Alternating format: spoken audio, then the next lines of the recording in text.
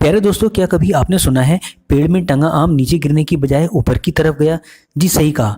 आपने कभी भी ऐसा नहीं सुना होगा, क्योंकि ये प्रकृति का सरल नियम है कि जो भी वस्तु जब भी गिरती है वो नीचे ही गिरती है। इसी तरह पैसे के भी नियम होते हैं जिन्हें आप अच्छे से जान लेते हो और अपनी ज़िंदगी में उतार भी लेते हो। ये पक्का श्योर है कि आप भी आने वाले समय में पक्का अमीर हो सकते हो और अपना बैंक बैलेंस भी बढ़ा सकते हो। The richest man of Babylon के नियम आज भी इतने ही इफेक्टिव और कारगर हैं जितने पुराने समय में हुआ करते थे। इस बुक से काफ़ी लोगों को फ़ायदा हुआ है।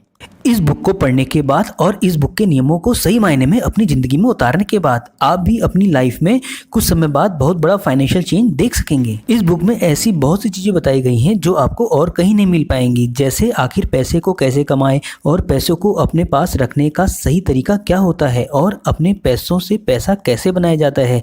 ये बुक इतनी इफेक्टिव है जो आपकी डेली लाइफ में आने वाली फाइनेंशियल प्रॉब्लम, डेट मैनेजमेंट और अपने बचाए हुए पैसों से पैसा कैसे कमाया जाता है, इन सब प्रॉब्लम्स को खूब अच्छे से सॉल्व करना सिखाती है। तो प्यारे दोस्तों, अगर आपकी इस चैनल में फर्स्ट विजिट है तो इस वीडियो को अपने रिश्तेदारों तक भी पहुंचाएं, जिससे उनकी भी फाइनेंशियल ग्रोथ हो पाए। और हाँ, बेस्ट फाइनेंशियल जानकारी के लिए इस चैनल को सब्सक्राइब करके बेल आइकन प्रेस करना ना भूलें, जिससे सारी फाइनेंशियल वीडियोस का नोटिफिकेशन आप तक पहुंचता रहे समय से। तो चलिए शुरू करते हैं पहले लेसन से। The man who desired gold, Benazir कोबी, ये दोनों ही बेबीलोन के रहने वाले थे और ये दोनों भी गरीब ही थे। इनमें से बेनजीर बहुत बढ़िया रथ बनाने वाला था और बहुत मेहनती भी, और कोबी भी एक बहुत बढ़िया सिंगर था। ये दोनों अपने काम से जितना भी कमाते थे सारा खर्च हो जाता था और इन दोनों के पास कुछ नहीं बचता था। इन दोनों का मुश्किल से ही गुजारा हो पाता था। इन दोनों का पर्स हमेशा ही खाली रहता था और इन दोनों के ऊपर काफ़ी कर्जा भी रहता था। ये दोनों ही पैसों की प्रॉब्लम से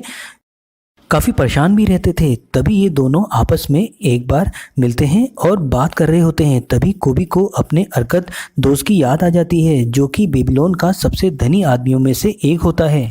अरकत भी बहुत समय पहले बेनजीर और कोबी जैसा बहुत गरीब था। उन तीनों ने ही एक साथ अपनी पढ़ाई खत्म की थी। उस समय अरकत भी बहुत ज़्यादा होशियार नहीं था और ना ही किसी काम में तेज और ना अक्लमंद। वो तीनों ही आपस में खेला और घुमा करते थे, लेकिन इन सब के बाद भी वो बेबीलोन का सबसे अमीर लोगों में शामिल हो गया। उसी समय कोबी और बेनजीर भी अपने गरीब दोस्तों के साथ अरकत के साथ मिलने प्लान बनाते हैं, जिससे वो भी अमीर बनने का सीक्रेट जान पाए और अपनी किस्मत बदल पाए। अब बढ़ते हैं दूसरे लेसन की ओर। The richest man in the Babylon. Arkad Babylon का सबसे अमीर आदमी था। वो अपनी वेल्थ और काइंडनेस के कारण काफी दूर तक फेमस भी था। वो अपनी वेल्थ गरीबों के साथ पूरी दिल के साथ दान करता था और बहुत ज्यादा खर्च भी करता था। लेकिन इन सब के बावजूद भी अरकत की दौलत कभी भी कम नहीं होती थी, उल्टा और तेजी के साथ ग्रो होती जा रही थी। एक बार बेनजीर कोबी अरकत के आलीशान महल में आए। तब बेनजीर और कोबी ने अरकत से पूछा, जब तुम भी हमारी तरह गरीब थे तब तुमने ऐसा आखिर क्या किया जिससे तुम बेबीलोन के रिचेस्ट पर्सन बन गए? तब अरकत कहता है, अगर तुम लोगों को पैसे में दिक्कत आ रही है, इसका मतलब ये हुआ तुम अभी तक दौलत को इकट्ठा करने के सही नियमों को सही से नहीं जानते हो या फिर इन नियमों का पालन नहीं करते हो। अरकत इसी बात पर अपनी स्टोरी बताना शुरू कर देता है।